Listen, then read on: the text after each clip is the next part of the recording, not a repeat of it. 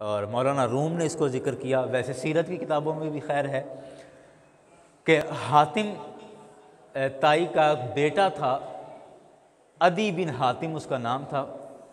اور ایک اس کی بیٹی تھی صفانہ بنت حاتم، صفانہ اس بیٹی کا نام تھا، اور قبیلہ بنو طے کے اندر یہ رہتے تھے۔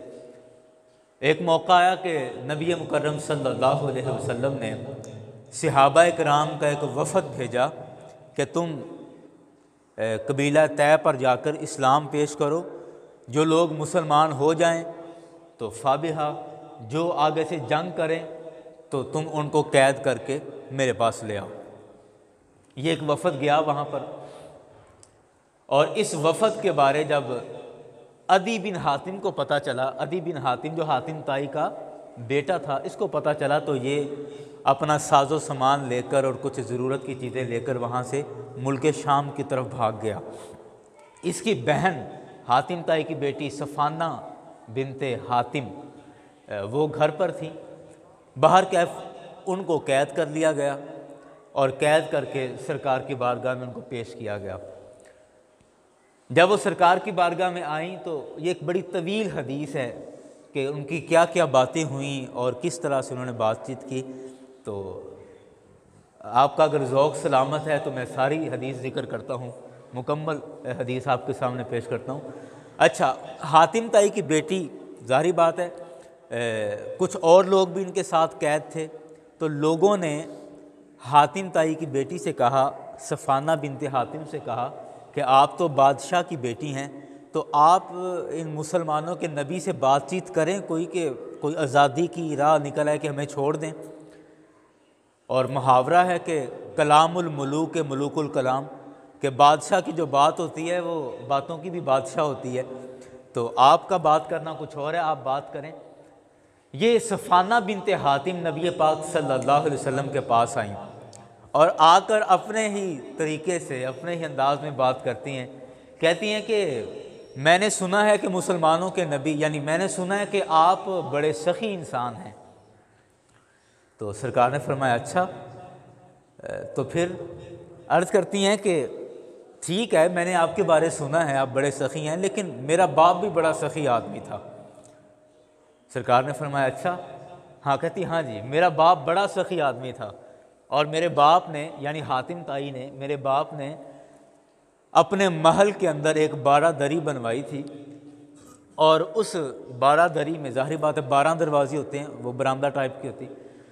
تو اس 12 دری کے ہر دروازے پر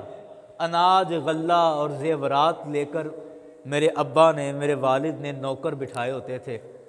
جو کہ فقیروں کو خیرات تقسیم کرتے تھے۔ ہر دروازے سے فقیروں کو عطا کیا جاتا تھا۔ میرا باپ بڑا سخی آدمی تھا، میں نے سنا ہے کہ آپ بھی بڑے سخی ہیں۔ اب یہ بات کر رہی ہے کہ میں نے سنا ہے کہ آپ بھی بڑے سخی ہیں، لیکن اوہو، میرا باپ بڑا سخی آدمی تھا۔ اس کی سخاوت کی بڑی مثالیں ہیں۔ اگر ایک فقیر ایک دروازے سے آتا اور وہاں سے خیرات لے کر پھر دوسرے دروازے پہ آ جاتا تو میرا باپ اس کو روکتا نہیں تھا، پھر اس کو دے دیا کرتا تھا۔ وہ تیسرے دروازے سے آ کر مانگتا تو میرا باپ پھر بھی اس کو دے دیتا۔ یہ حاتم تائی کی بیٹی سرکار سے کہہ رہی ہے کہ اگر ایک فقیر گھوم گھوم کے 12 دروازوں سے آ کر بھی خیرات مانگتا تو میرا باپ اس کو کبھی واپس نہیں لوٹاتا تھا، ہر دروازے سے اس کو خیرات عطا کیا کرتا تھا۔ آپ بڑے سخی آدمی ہیں، میں نے سنا ہے، لیکن میرا باپ بھی بڑا سخی تھا۔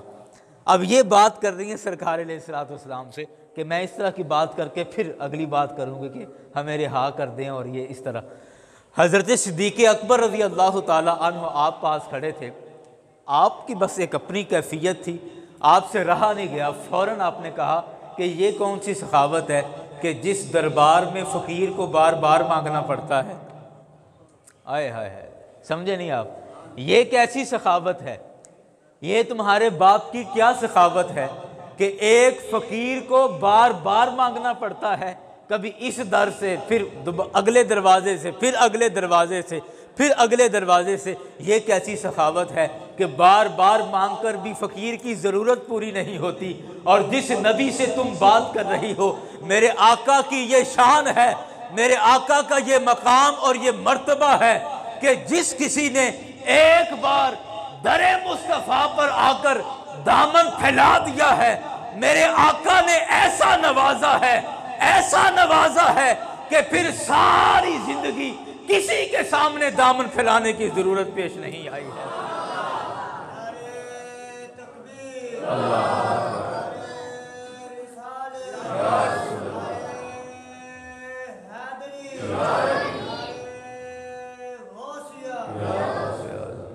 جس نے ایک دفعہ در مصطفیٰ سے مانگ لیا، میرے آقا نے جس فقیر کو ایک دفعہ عطا کر دیا، پھر وہ فقیر نہیں رہا، پھر ساری زندگی وہ فقیروں کو دینے والا بن گیا،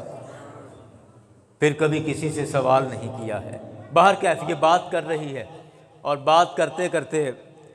حاتم طائی کی بیٹی اس کے سر سے